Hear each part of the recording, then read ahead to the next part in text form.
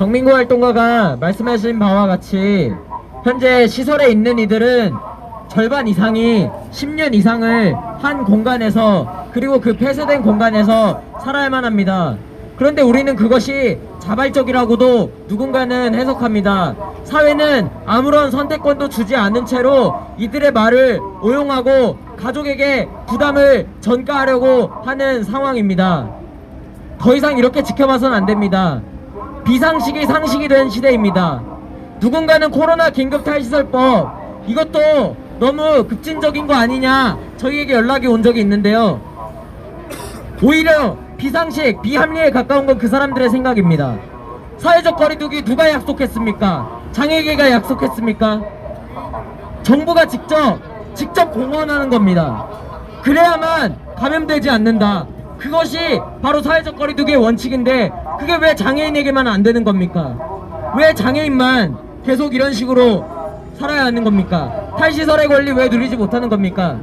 다음 발언은 전국 장애인 부모연대 사무처장인 윤진철 사무처장님의 발언을 들을 예정인데요. 그 전에 장애인 거주시설에 정말 수많은 발달장애인이 있다는 그 사실을 좀 기억해 주셨으면 고맙겠습니다. 이어서 발언 듣도록 하겠습니다. 네, 반갑습니다. 전국장애인 부모연대 윤진철입니다. 장애인 거주시설에 약 3만 명의 사람들이 살아가고 있다고 합니다. 그 중에 절대 다수인 약 80%가 넘는 사람들이 발달장애인이라고 합니다. 그 발달장애인 분들이 코로나가 발생하고 나서 1년 동안, 1년 넘게 정부는 아무런 대책 없이 코호트 격리화 시켰습니다. 이 법이 1년이 지난 지금 긴급탈시설 관련된 법안이 발의된 것에 대해서 적극적으로 환영합니다. 그런데 이 법은 조속히 제정되어야 되고 조속히 폐기되어야 되는 법이라고 생각합니다.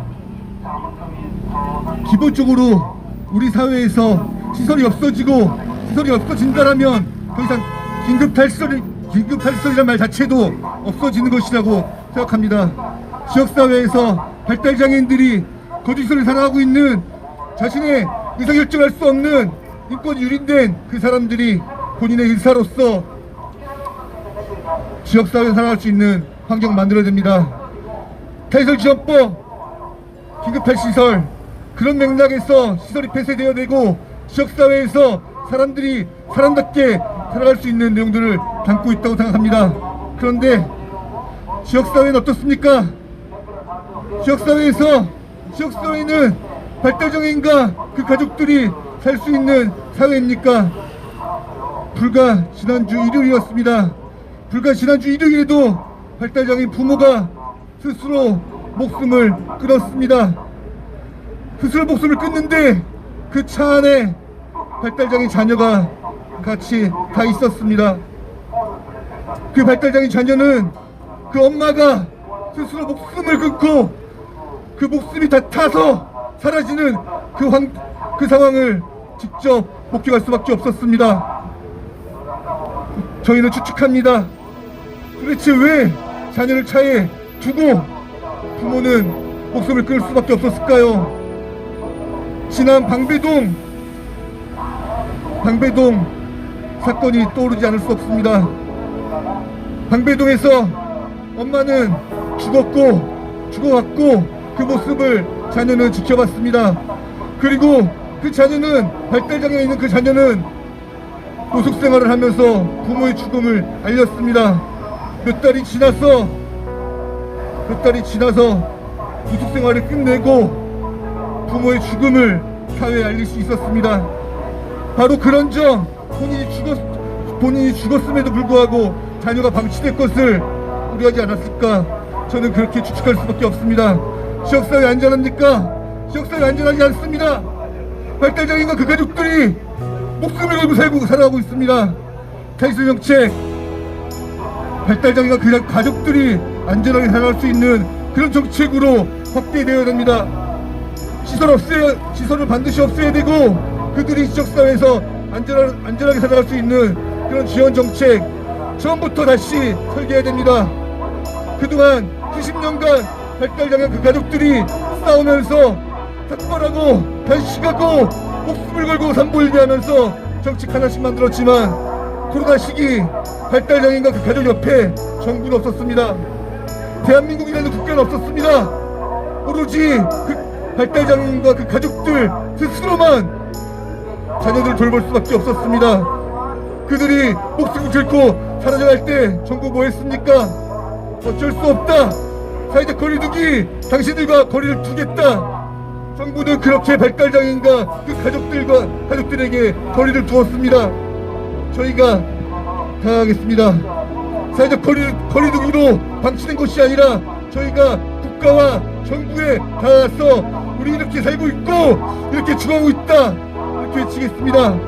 긴급탈시설, 탈설치료법, 지역사회에서 발달장애인과 그 가족들이 안전하게 살아갈 수 있는 그런 정책으로 확대될 것이라고 저는 믿어 의심치 않습니다. 오늘의 시작으로 다시 한번 코로나 시기 방치되었던 그 가족들과 그 당사자분들의 정책이 다시 한번 수립되기를 축복드립니다. 이것으로 바로 마치겠습니다.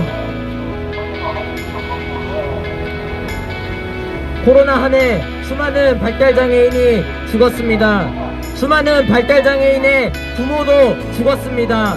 다 쓰러져 갔습니다. 정부는 사회적 거리두기, 코호트 격리 그러한 이름 아래 장애인들의 삶을 완전히 내동댕이 쳤습니다. 소외시켰습니다. 지역사회에 전혀 온전하게 살아갈 수 없도록 하였습니다. 탈시설 필요합니다. 거주시설에 대한 예산은 매년 증가하고 있지만 자립생활을 위한 그 예산, 탈시설 예산은 아직도 제자리입니다. 문재인 정부 스스로 국정과제 42번을 통해 약속했습니다. 그러나 진행하고 있지 않습니다. 그 속에서 수많은 발달장애인이 죽은 거고 그 속에서 수많은 발달장애인의 부모들이 쓰러져 간 것입니다. 긴급탈시설, 감염병 예방법 일부 개정 법안 하루빨리 제정되어야 합니다. 하루빨리 개정되고 또 윤진철 처장님의 말씀처럼 사라져야 합니다. 더 이상 탈시설이라는 말이 의미가 없도록 모든 장애인이 지역사회에서 함께 살아가고 함께 이동하고 함께 교육하고 함께 일할 수 있도록 그런 사회 우리가 만들어가야 됩니다. 마지막 닿는 발언 듣도록 하겠습니다. 한국장애인 자립생활센터 협의회 회장이신 최영규 회장의 닿는 발언 듣도록 하겠습니다.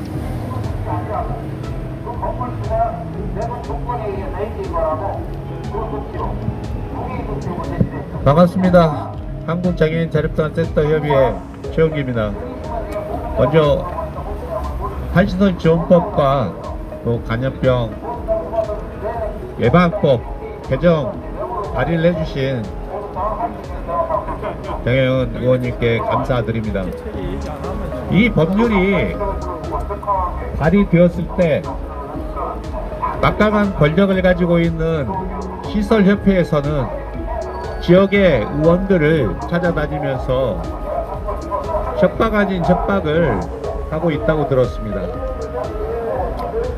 그래서 더더욱 한편으로는 염려가 되는 부분도 없잖아 있습니다. 우리나라에 코로나19가 들어왔을 때 제일 먼저 죽은 사람이 장애인입니다. 전국 대남병원에서 많은 장애인들은 코호트 격리 속에서 그렇게 죽어갔습니다. 김혜지 의원이 보건복지부 자료에 의해서 발표한 게 있습니다. 장애인이 7.48명이 죽을 때 비장애인은 1.2명이 죽었다고 합니다. 그만큼 장애인은 코로나19에 취약할 수밖에 없습니다. 그리고 제대로 된 의료 서비스를 받지 못했습니다. 코로나19처럼 감염병에 장애를 고려한 그러한 의료 서비스가 지원이 되어야 하는데 사실 보건복지부는 그때 땜질식을 지원을 했습니다. 작년에 활동보조가 24시간이 필요한 중증장애인이 양성 판정을 받았을 때 이 장애인을 지원할 시스템이 하나도 없었습니다. 자식들과 함께 떨어져서 살고 있었던 고인이 집에 와서 돌봐줘야 되는, 사회가 국가가 나서서 지원을 해야 할 그 상황에서 어떠한 제대로 된 지원도 없어서 부인이 와서, 가족이 와서 책임지는 이런 웃지 못할 상황이 있었습니다. 그리고 생활치료실에 들어가기 위한 과정도 편의시설이 제대로 갖춰지지 않는 그러한 곳에서 장애인은 다시 집으로 돌아올 수밖에 없었습니다. 그렇게 장애인을 고려한 무료 서비스 지원을 계속해서 요구를 했었음에도 불구하고 여전히 보건복지부는 갈팡질팡 하고 있는 것 같습니다. 그리고 간염병 예방법 거주시설에서 간염병이 발생했을 때 집단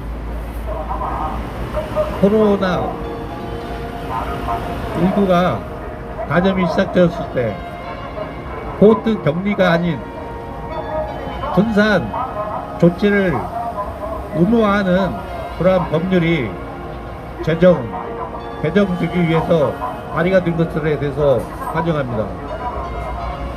우리 장애인들은 집단 거주시설에서 생활하는 것들이 아니라 지역사회에서 자신의 권리를 누리면서 살아갈 수 있어야 합니다. 하지만 지금까지 우리 사회는 그저 코호트 격리시키고 모든 출입을 통제시키는 조치만을 취했을 뿐입니다. 장애인들이 거주시설에 있을 때 장애인에 의한 감염보다는 종사자에 의해서 감염이 되는 경우들이 대부분이었습니다. 그런데 그때마다 우리나라는 코호트 격리를 시켰습니다.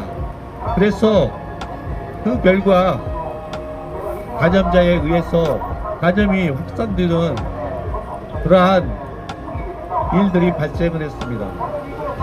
우리는 분산 조치를 요구합니다. 분산해서 긴급 탈시설 지원을 해야만이 코로나19에서 안전하게 생활할 수 있을 거라 생각합니다. 지금 탈시설 지원법이나 감염병 예방법 발의가 되는 순간 이에 대한 저항들이 있을 거라 생각합니다. 한국장애인 자립생활센터 협의회는 이 법이 기필코 하루라도 빨리 제정이 될 수 있도록 우리 발의한 장애인 의원과 함께 하겠습니다. 그래서 꼭 장애인의 안전과 생명이 담보되는 그러한 삶이 이루어질 수 있도록, 그러한 법이 될 수 있도록 함께 하겠습니다. 감사합니다.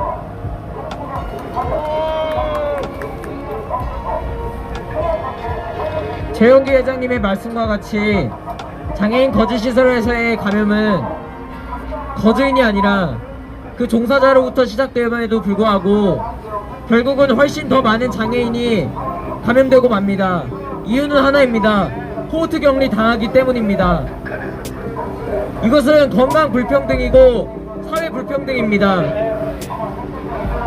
더 이상 이러한 일들이 발생하지 않기 위해서는 탈시설 지원법을 비롯해서 이번 감염병 예방법의 일부 개정 법률안이 하루빨리 조속히 시행되어야 할 것입니다.